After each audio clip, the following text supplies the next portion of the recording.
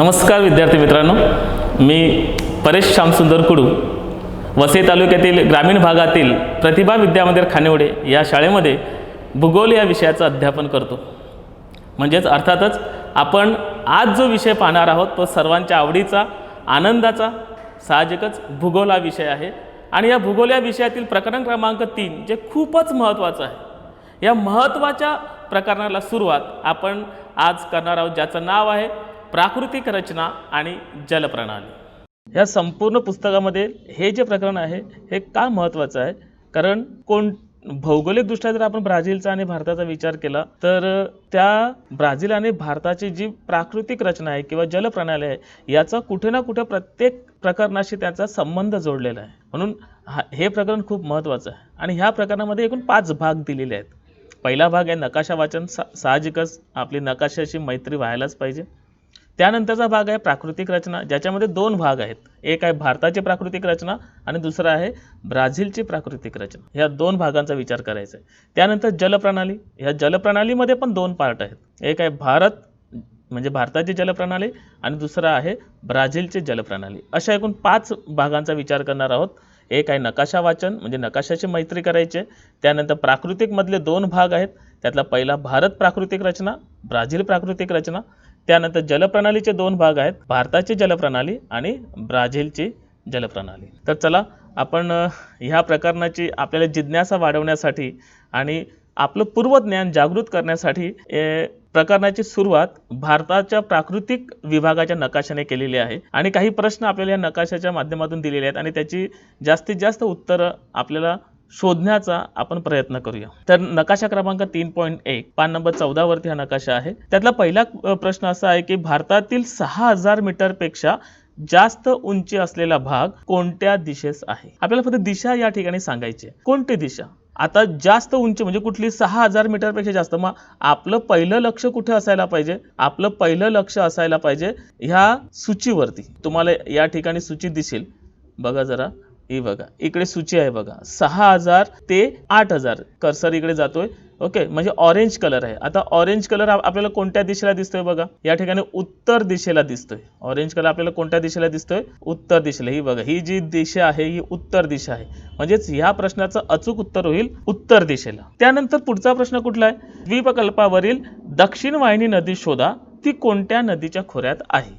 म्हणजे आता आपल्याला 2 गोष्टी आहेत, एक नदी पण शोधायची आहे आणि कुठल्या नदीच्या खोऱ्यात आहेत हा दुसरा प्रश्न आहे. आता यासाठी ती नदी कोणती आहे तर द्वीपकल्पावरील पाहिजे आणि दक्षिणेकडे वाहणारी पाहिजे. म्हणजे उत्तरेकडून तिची दक्षिणेकडे ती वाहणारी पाहिजे. मग या ठिकाणी बघा याचं परफेक्ट उत्तर तुम्हाला भारताची जलप्रणाली हा जो नकाशा आहे यामध्ये परफेक्ट सापडेल. इकडे वैनगंगा नदी आहे. वैनगंगा नदी तिचंच नाव आहे प्राणहिता. प्राणहिता नदी. ही प्राणहिता नदी इकडे आहे बघा. ही प्राणहिता नदी जी गोदावरी नदीच्या खोऱ्यात आहे. ही गोदावरी नदीचं खोरं. ओके, तर त्या नदीचं नाव आहे वैनगंगा किंवा प्राणहिता नदी जी गोदावरी नदीच्या खोऱ्यात आहे. त्यानंतर पुढचं आहे गडद हिरव्या रंगाने दाखवलेल्या उत्तरेकडील भूमीचा उतार कोणत्या दिशेला आहे. गडद हिरवा म्हणजे आता आपण उत्तरेकडे जाऊया. हा जो भाग आहे हा गडद हिरव्या रंगाचा आहे. ओके, आता हा जो गडद आता कुठल्याही जमिनीचा जर उतार विचारायचा असेल, उतार आपण उतार कशाने निश्चित करू शकतो? एक गोष्ट आहे आपल्याकडे बघा, जर आपले हॉल आहे, हॉल आपण लादी समजा स्वच्छ धुतली तरी पण कुठेतरी पाणी राहतं आणि ते पाणी जसा जसा उतार असेल तसं ते उतरत जातं. म्हणजे आपल्याला कळतं की या हॉलमधील ज्या लाद्या लावल्या आहेत, फरशी लावलेली आहे, टाईल्स लावलेले आहेत, त्याचा उतार कोणत्या दिशेला आहे हे आपल्या घरातच आपल्याला कळतं. ज्या दिशेने पाणी जाणार त्या दिशेने उतार. मग आपण ह्या ज्या भागामध्ये जर आपण पाहिलं तर हा जो गडद उत्तरेकडचा जो गडद रंग आहे याचा उतार बघा, हे गंगा नदीचं खोरं आहे आणि गंगा नदी ही उत्तरेकडून पूर्वेकडे चाललेली आहे. म्हणजेच ह्या प्रश्नाचं उत्तर असेल की पूर्व दिशेला ह्या मैदानी भागाचा उतार आहे. त्यानंतर दिले अरवली पर्वत ते छोटा नागपूर. आता अरवली पर्वत कुठे आहे त्याचा विचार करूया. हा बघ, हा जो भाग आहे हा अरवली पर्वताचा आहे. अरवली पर्वत ते छोटा नागपूर या ठिकाणी छोटा नागपूर आहे. हा छोटा नागपूरचा भाग आहे. म्हणजे यांच्या मधला जो पार्ट आहे अरवली पर्वत ते छोटा नागपूर याच्यामध्ये कोणते कोणते पठार आहेत तर आपण आता पठार बघूया. हे बघा या ठिकाणी आहे माळवा पठार, मी डार्क करतोय, येल्लो रंगाने होतोय बघा. त्यानंतर अरवली पर्वताच्याच खाली एक मेवाडचं पठार आहे. त्यानंतर हा बुंदेलखंड आहे, बागेलखंड, बुंदेलखंड हे जे आहेत हे सगळे पठार आहेत जे अरवली पर्वत आणि छोटा नागपूर यांच्या मध्ये आहेत. त्यानंतर दिले पूर्व घाटातील शिखरांची नावे. आता पूर्व घाटाचा भाग कुठला? आता पूर्व घाटाचा विचार करूया. जो भारताच्या पूर्वेकडे हिरवा कलरचा भाग दिसतोय ही पूर्व किनारपट्टी आणि त्याच्या आधीचा भाग आहे तो पूर्व घाट. आता पूर्व घाटामध्ये कोणते कोणते शिखर आहेत त्याचा विचार करूया. हा बघा इथे येल्लो कलर येतोय, हा आहे मलयगिरी पर्वत, मलयगिरी आहे. त्यानंतर महेंद्रगिरी आहे, पूर्व घाटामध्ये महेंद्रगिरी आहे आणि महेंद्रगिरीच बरोबर अन्नामला डोंगर आहे. असे एकूण 3 पर्वत आहेत. ठीक आहे. त्यानंतरचा भाग आहे ब्रह्मपुत्राच्या सखल मैदानी प्रदेशाची सीमा कोणत्या पर्वतीय भागांनी अंकित केलेली आहे? आता ब्रह्मपुत्रा नदी ही चीनमधून, तिबेटमधून अरुणाचल प्रदेश म्हणजे या ठिकाणी बघा पूर्वेकडे बघा जिकडे अरुणाचल प्रदेश आहे या ठिकाणी ब्रह्मपुत्रा नदीचा मैदानी प्रदेश, सखल मैदानी प्रदेश. आता या सखल मैदानी प्रदेश म्हणजे हिरवा कलर आला, या हिरव्या कलरच्या दोन्ही बाजूला पर्वतरांग आहे. चॉकलेटी कलर तुम्हाला दिसतोय, तपकिरी साधारणतः. आता हा जो तपकिरी कलर आहे तो कुठल्या पर्वताचा आहे? हिमालयाचा आहे, म्हणजे ज्याला आपण पूर्वांचल म्हणतो, पूर्वेकडील हिमालय म्हणजेच आसाम हिमालय पण नाव आहे. तर त्या डोंगररांगाने तो व्यापलेला आहे. त्यानंतर निलयगिरी पर्वताचे सापेक्ष स्थान सांगा. आता निलयगिरी पर्वत कुठे आहे? इकडे बघा स्क्रीनवरती दिसतोय, दक्षिणेला बघा स्क्रीनवरती हा निलयगिरी पर्वत आहे. ह्या निलयगिरी पर्वताचे सापेक्ष स्थान कुठे आहे? तर ज्या ठिकाणी पश्चिम घाट आणि पूर्व घाट विलीनीकरण होते म्हणजे एकत्र येत आहेत, जिकडे पश्चिम घाट आणि पूर्व घाट एकत्र येत आहेत त्या ठिकाणी निलयगिरी पर्वत स्थित आहे. ओके. त्यानंतर आहे सह्याद्री पर्वताची उंची कोणत्या दिशेने वाढत जाते? आता आपण बघूया सह्याद्री पर्वतरांग जी पश्चिम किनारपट्टीला लागून आहे. आता ही जी सह्याद्रीची पर्वतरांग आहे ही बघा, ही सह्याद्री पर्वतरांग साधारणतः आपल्याला जसं जसं आपण दक्षिणेकडे जाऊ तशी तशी त्याची उंची वाढत जाताना दिसते. विंध्य पर्वत कोणत्या नदी खोऱ्यांचा जलविभाजक आहे? पुढचा प्रश्न. आता आपल्याला विंध्य पर्वत बघावं लागेल. विंध्य पर्वत कुठे आहे? बरोबर भारताच्या मध्यभागी या, मध्यभागी या तुम्हाला इकडे हा बघा हा विंध्य पर्वत आहे. आता विंध्य पर्वताने कुठले 2 भाग केलेत? एक गंगा नदी त्याच्या उत्तरेकडे गेले तर दक्षिणेकडे नर्मदा नदी आहे, म्हणजे नर्मदा नदी आणि गंगा नदी यांचा हा जलविभाजक आहे. ठीक आहे. अशा प्रकारचा ह्या प्रकरणामधला जो पहिला भारत प्राकृतिक हा जो भाग आहे या प्राकृतिक भागाची ओळख व्हावी म्हणून हा नकाशा आहे आणि ह्या नकाशाची अचूक उत्तरं आपल्यापर्यंत ह्या नकाशाच्या माध्यमातून पोचलेली आहेत. त्यानंतरचा जो भाग आहे त्यानंतरचा भाग कुठला आहे? तर ब्राझील प्राकृतिक. आता आपण जो विचार करणार आहोत तो ब्राझील प्राकृतिक ह्या नकाशाचा विचार करणार आहोत. अगदी नवीन आपल्यासाठी हा देश आहे. या नवीन देशाची ओळख आणि आपल्या भारताबरोबर असणारे त्याचं साम्य, नंतर त्याच्यातील विविधता याचा आपल्याला विचार करणार आहोत. तत्पूर्वी काही प्रश्न या नकाशाच्या माध्यमातून आपल्याला शोधायचे आहेत. तर प्रश्न असे आहेत की पहिलाच प्रश्न आहे आकृती 3.2 पहा. तुमच्या स्क्रीनवरती 3.2 आकृती दिसते. ॲमेझॉन नदी खोऱ्याच्या उंचीची कक्षा सांगा. आता ॲमेझॉन नदीचं खोरं, ॲमेझॉन नदीचं खोरं आता आपण बघूया कुठे आहे. ॲमेझॉन नदीचं खोरं साधारणतः उत्तरेकडे हा बघा हा जो पार्ट आहे. मी कलर सध्या बदलतो बघूया. इंक कलर रेड घेतोय म्हणजे आपल्याला समजेल बरोबर. ओके. ॲमेझॉन नदीचं खोरं हे बघा, हे ॲमेझॉन नदीचं खोरं. ओके. आता ह्या ॲमेझॉन खोऱ्याची उंची, आता उंची बघण्यासाठी मला जावं लागेल सूचीमध्ये बघा गडद, थोडासा गडद हिरवा कलर आहे. आता गडद हिरवा कलर बरोबर 0 ते 200च्या मध्ये आहे बघा. हा याचा अर्थ त्याची उंची किती आहे? 0 ते 200 मीटर पर्यंत उंचीचा आहे. त्यानंतर पुढचा प्रश्न आहे ॲमेझॉनचे खोरे कोणत्या 2 उच्चभूमीच्या दरम्यान आहेत? आता हे जे ॲमेझॉनचं खोरं आहे ते उच्चभूमी, आता एक उच्चभूमी आपल्याला दिसते ती आहे गियानाची उच्चभूमी. या ठिकाणी बघा ही आहे गियानाची उच्चभूमी. ओके, त्यानंतर इकडे ब्राझीलची उच्चभूमी आहे. ही बघा, ही आहे ब्राझीलची उच्चभूमी. म्हणजे ब्राझीलची उच्चभूमी आणि गियानाच्या उच्चभूमी, ह्या गियानाच्या उच्चभूमीच्या मध्ये आपल्याला ॲमेझॉनचं खोरं दिसतं. ओके, त्यानंतर पुढचा प्रश्न आहे 500 ते 1000 मीटर उंची असलेल्या प्रदेशाचे निरीक्षण करा. आता 500 ते 1000 म्हणजे पिवळा कलर, साधारणतः पिवळा कलर जो आग्नेय साईडला दिसतोय बघा. हा जो भाग आहे, मी तिथे राऊंड करतोय, 1 मिनटं. हा जो भाग दिसतोय, हा 500 ते 1000 मीटर उंची असलेला आहे. ह्या प्रदेशाचे निरीक्षण करा आणि पिवळ्या रंगाने दाखवलेल्या ह्या भूमीच्या विस्ताराची दिशाच्या संदर्भात वर्णन. आता आपण याची दिशा सांगूया, कोणत्या दिशेला आहे साधारणतः. आता बघा, इकडे ईशान्य दिशा आहे. ईशान्य दिशेपासून पूर्वेकडून नैऋत्येकडे आले, म्हणजे ईशान्य ते नैऋत्य असा हा भाग पसरलेला आहे. आता पुढचा प्रश्न बघूया. पुढचा प्रश्न कोणता आहे? पिवळ्या रंगाचे विखुरलेले भाग काय दर्शवतात? पिवळ्या रंगाचे, आता पिवळा रंग जिथे जिथे आहे, ह्या पिवळ्या रंगाचे विखुरलेले भाग आपल्याला काय सांगतात? पठाराचा भाग आहे, उच्चभूमीचा भाग आहे. हा उच्चभूमी, किंवा आपण असं पण म्हणू शकतो की हा जो भाग आहे पिवळ्या रंगाचा, तो 500 ते 1000 मीटर उंचीचा आहे. त्यानंतर पुढचा प्रश्न आहे, ॲमेझॉनच्या खोऱ्याशिवाय इतरत्र 200 मीटरपेक्षा कमी उंची असलेला भूप्रदेश कुठे? म्हणजे ॲमेझॉनचं खोरं आपण पाहिलं 200 मीटरपर्यंत, म्हणजे गडद हिरवा कलर. आता गडद हिरवा कलर कुठे कुठे आहे? या ठिकाणी एक दिसतोय बघा, दक्षिण साईडला या थोडं एक पॅराग्वेमध्ये आहे, पॅराग्वे नदीचं खोरं. आणि या ठिकाणी एकदम दक्षिणेकडे या पंपास, हे बघा, ह्या पंपास या ठिकाणी पण आपल्याला गडद हिरवा कलर जो आहे, जो ॲमेझॉन खोऱ्याची जी उंची आहे तीच उंची आपल्याला पॅराग्वे आणि पंपासमध्ये पण दिसते. त्यानंतरचा प्रश्न आहे, 200 ते 500 मीटर उंची असलेल्या ह्या व ज्यातून ॲमेझॉनच्या अनेक उपनद्या वाहत आहेत अशा पठारी भागाचे वर्णन तुमच्या शब्दात करा. आता बघूया आपण, 200 ते 500 म्हणजे कुठला कलर आहे? साधारणतः पोपटी कलर आपण म्हणतो, इथे पोपटी कलर आहे.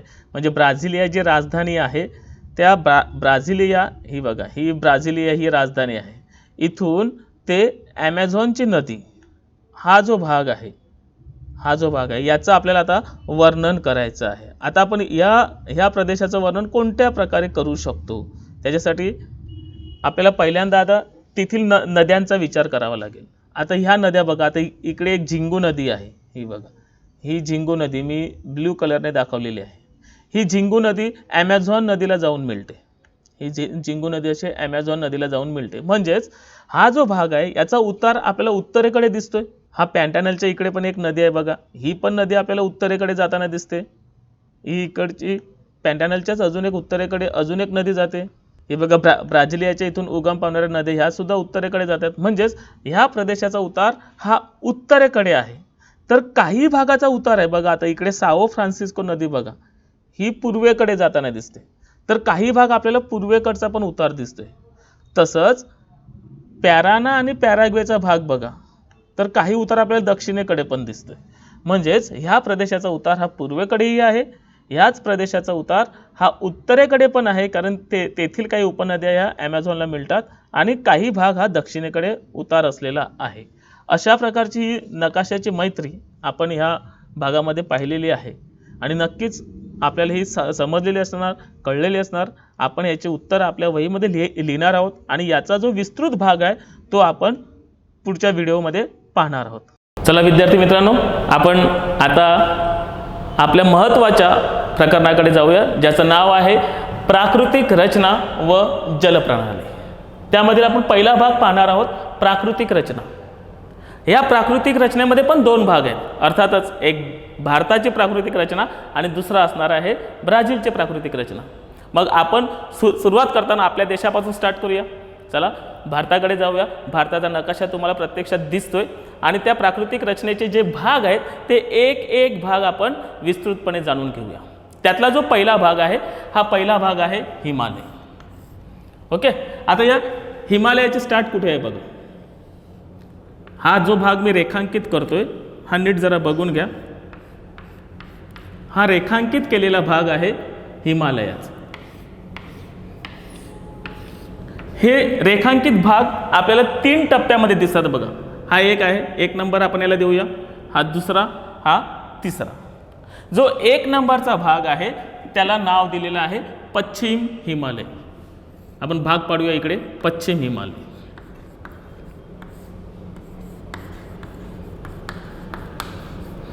पश्चिम हिमालय. त्यानंतरचा जो दुसरा भाग आहे, आता इकडे येऊया आपण, याला नाव दिलेलं आहे मध्य हिमालय.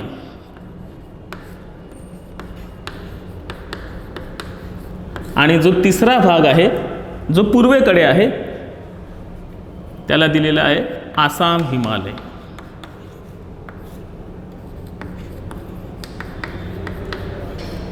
ओके, हे 3 भाग झाले, पश्चिम हिमालय, मध्य हिमालय आणि आसाम हिमालय. आता ह्या हिमालयाची जी पर्वतरांग आहे ही आशिया खंडातली सर्वात मोठी पर्वतरांग आहे. ह्या आशिया खंडातली सर्वात मोठी अशी पर्वतरांग हिमालयाची आहे, ज्यामध्ये 3 भाग आहेत.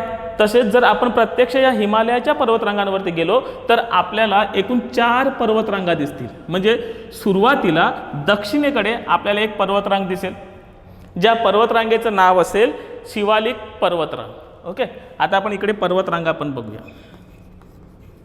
पर्वतरांगा कोणत्या कोणत्या आहेत, त्यातली पहिली बघूया आपण, शिवालिक.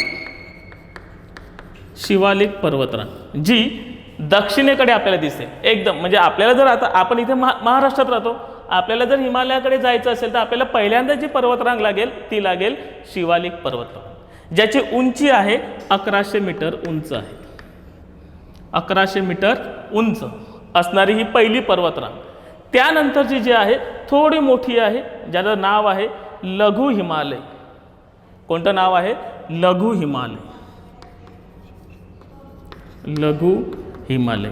आपण जे प्रत्यक्षात टी व्हीवरती बघतो, अनुभवतो की हिरो आहे, हिरोईन आहे, मस्तपैकी बर्फ उडवत आहेत, हा जो पार्ट आहे ना, हा पार्ट या लघु हिमालयामधला आहे, ज्याची उंची साधारणतः 3000 मीटरपर्यंत उंच असणारा भाग आहे, ज्यामध्ये मध्ये मध्ये हिमवर्षा होत असतो, असा लघु हिमालय. शिवालिक आणि लघु हिमालय इकडे बघूया आपण. बघा, शिवालिक आणि लघु हिमालय यांच्यामध्ये काही दऱ्या आहेत. आपण ज्याला दरी म्हणतो की 2 पर्वतांच्या मधली जागा, दरी. त्यांच्याकडे दरी म्हणत नाहीत, तिकडे म्हणतात डून. काय म्हणतात, डून. आणि त्या डूनवरून जिथे शहरं जशी वसलेली आहेत तसं त्यांना नाव दिले, जसं डेहराडून. डून ऐकलं आपण, डेहराडून म्हणजेच काय, हे दरीमध्ये वसलेलं ठिकाण आहे. डेहराडून, पाटलीडून, कोटलीडून अशा प्रकारची ही शहरं ही लघु हिमालयमध्ये आहेत. त्यानंतर लघु हिमालयाच्या पुढची पर्वतरांग आहे बृहद हिमालय. बृहद हिमालय. बृहद म्हणजे मोठा. जो आपण म्हणतो की आम्ही हिमालय हिमालय हिमालय, मग कुठला हिमालय, तो प्रत्यक्षात आहे बृहद हिमालय, ज्याची उंची साधारणतः 6000 मीटरपर्यंत आहे. हा बृहद हिमालय बरोबर लघु हिमालयाच्या पुढे. ओके, हा झाला बृहद हिमालय. बघा, शिवालिक पर्वतरांग पहिली घेतली, लघु हिमालय, त्यानंतर बृहद हिमालय, ज्याची उंची साधारणतः 6000 मीटर आहे. आणि त्याच्या पलीकडे ज्या रांगा आहेत त्या अति उंच असणाऱ्या रांगा आहेत, ज्याला नाव दिले हिमालया पलीकडील पर्वतरांगा.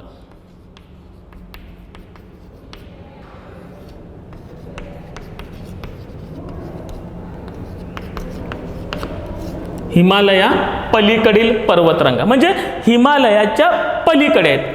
हा हिमालय ज्याला आपण नाव दिलं बृहद हिमालय, याच्या पलीकडे त्याची उंची जी आहे ती जगातील सगळ्यात उंच जे आहेत पर्वत, अशा प्रकारची उंची, ज्याची उंची आहे 8000 मीटर. आपल्या भारतातील जे 8000 मीटरपेक्षा उंच असणारा पर्वत आहे केटू. तो केटू पण याच ठिकाणी आहे. बघा, इथे मी जो पार्ट करतोय, त्रिकोणी भाग करतोय, हा जो पार्ट आहे हा केटूचा पार्ट आहे. केटू आपल्या भारतातील सर्वात उंच शिखर केटू. जगामध्ये आपला दुसरा नंबर, केटूचा दुसरा नंबर. जगामध्ये पहिला आहे माउंट एव्हरेस्ट, जो कुठे आलेला आहे, नेपाळच्या बाउंड्रीवरती, म्हणजे हिमालयाच्याच पर्वतरांगेमध्ये आहे.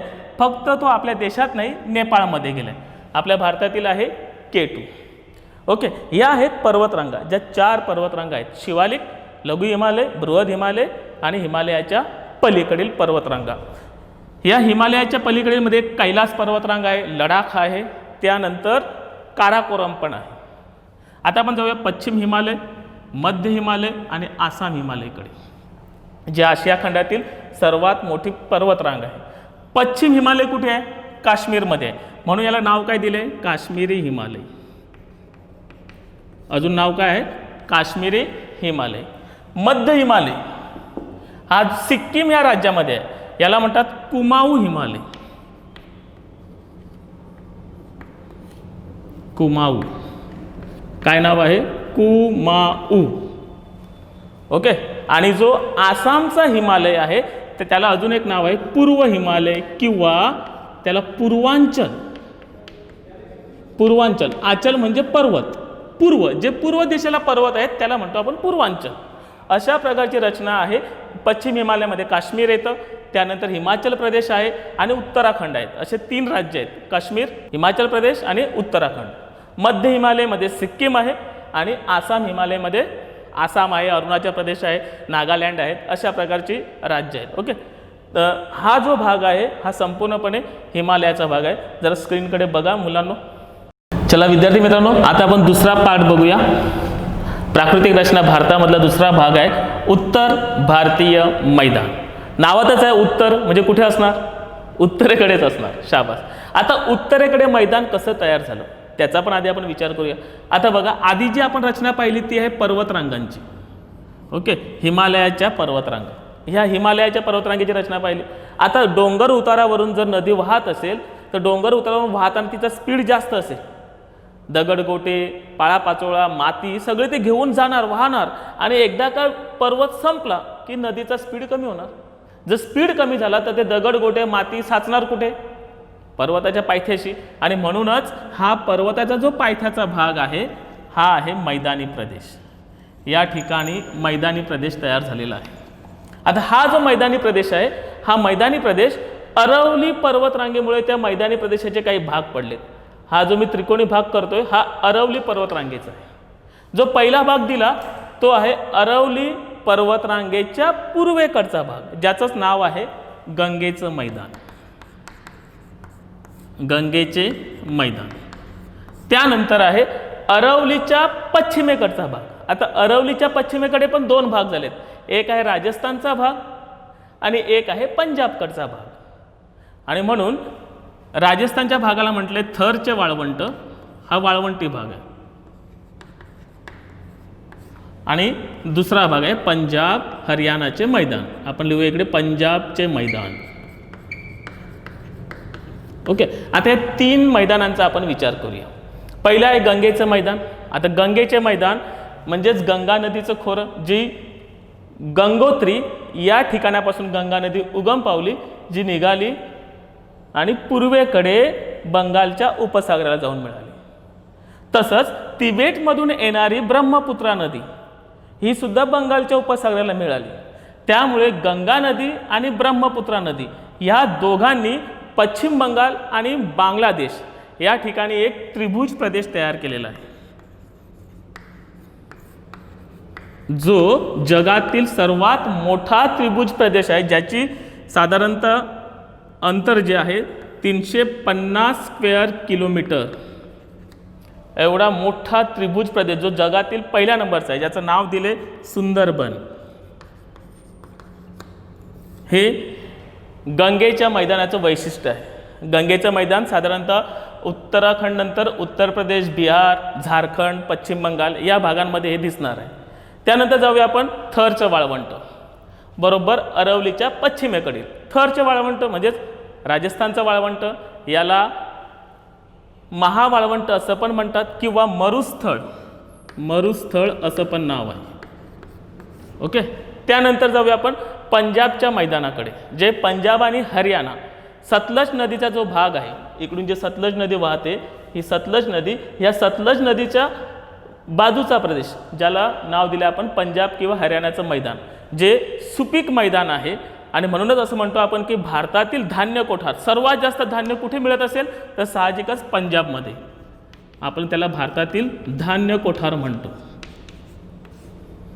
ओके. अशा प्रकारची ही रचना ह्या 3 भागांमध्ये आहे. थरचे वाळवंट जे वाळवंटच आहे, जे राजस्थानमध्ये आहे. गंगेचं मैदान जे उत्तराखंडपासून बांगलादेशपर्यंत गेले, ज्याच्यामध्ये महत्त्वाचा भाग आहे सुंदरबन. जो त्रिभुज प्रदेश तयार केलेला आहे त्या त्रिभुज प्रदेशाचं नाव आहे सुंदरबन. त्यानंतर पंजाबचं मैदान सतलज नदीचा किनाऱ्याचा भाग आहे आणि भारताचं धान्य कोठार आहे. ओके. प्राकृतिक रचनेमध्ये हिमालय, उत्तर भारतीय मैदान आणि त्यानंतर असणारा महत्त्वाचा विभाग म्हणजे द्वीपकल्पीय पठार. आता या पठाराचाच विचार करूया आपण. द्वीपकल्पीय पठार म्हणजेच आता द्वीपकल्प म्हणजे काय?